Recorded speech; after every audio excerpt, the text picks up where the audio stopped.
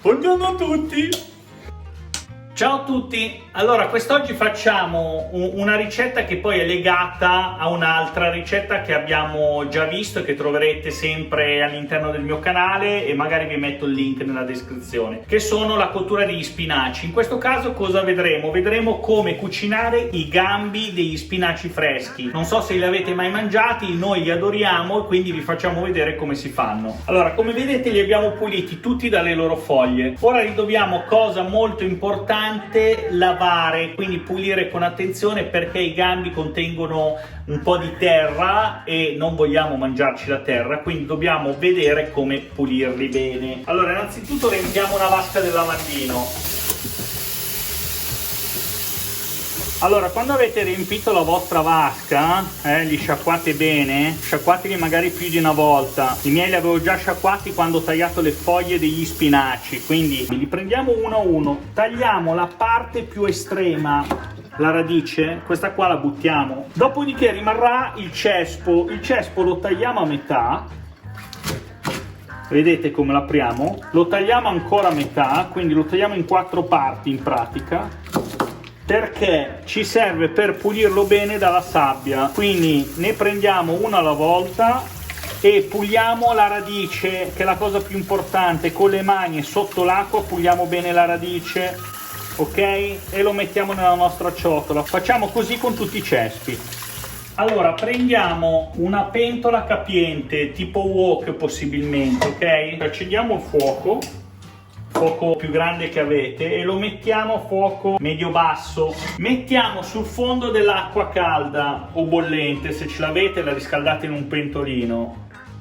Facciamo un fondo di acqua, la portiamo un attimino a ebollizione, tenete a portata di mano il coperchio della pentola. La cottura che faremo è molto simile e direi uguale, tranne che per la pentola differente, a quella degli spinaci, quindi delle foglie fresche. Li cuoceremo sempre tipo al vapore, quindi una volta cotti al vapore li scoleremo e poi li faremo saltare con un po' di olio, salsa di soia, aceto balsamico, però non l'aceto balsamico liquido, cioè quello normale. Dovete prendere un buon aceto balsamico, costa un pochino, però vi consiglio di prendere un aceto balsamico, di solito c'è scritto invecchiato, cioè contraddistingue l'aceto balsamico tra virgolette sciroppato. Cosa vuol dire? Che quello buono invecchiato ha una consistenza tipo sciroppo, ok? Mi raccomando, è importante perché ci vuole quello buono. Una volta che bolle la nostra acqua, cosa facciamo?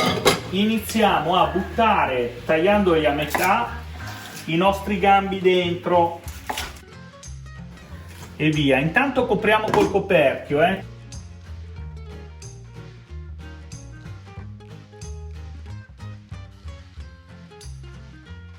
Mettiamo gli ultimi. Perfetto.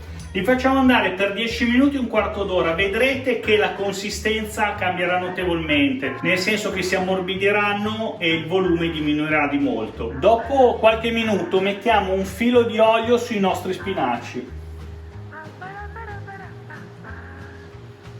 Chiudiamo ancora il nostro coperchio e tranquilli che non friggeranno, perché abbiamo messo l'acqua, sono completamente bagnati, quindi cuoceranno comunque al vapore. Allora, eccoci qua, i nostri spinaci sono praticamente pronti. Cosa facciamo? Innanzitutto togliamo il coperchio e facciamo asciugare un pochino l'acqua, poi assaggiamo, ovviamente con una forchetta ne prendiamo uno.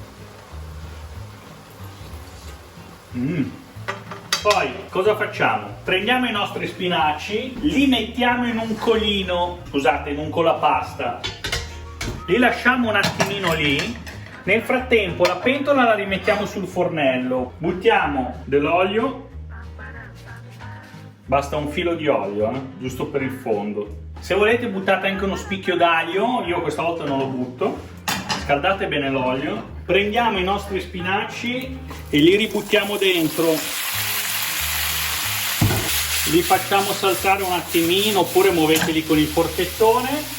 Poi prendiamo l'aceto balsamico, quello buono, diamo un giro di aceto balsamico.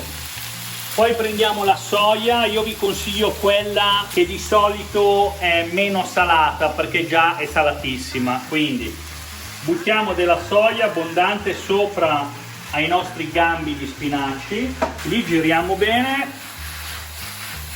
e li facciamo saltare, ok?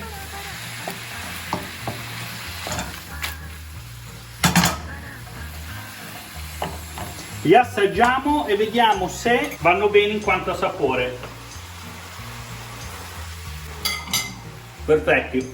Li spegniamo e i nostri spinaci sono pronti. Allora andiamo a impiattare. Voilà. Guardate che belli. I nostri gambi di spinaci sono pronti, ora ce ne andiamo a gustare con un buon secondo, magari con del pesce fresco. Quindi spero vi sia piaciuta la ricetta, ci vediamo alle prossime ricette, mi raccomando iscrivetevi, commentate e accendete la campanella. Ciao a tutti!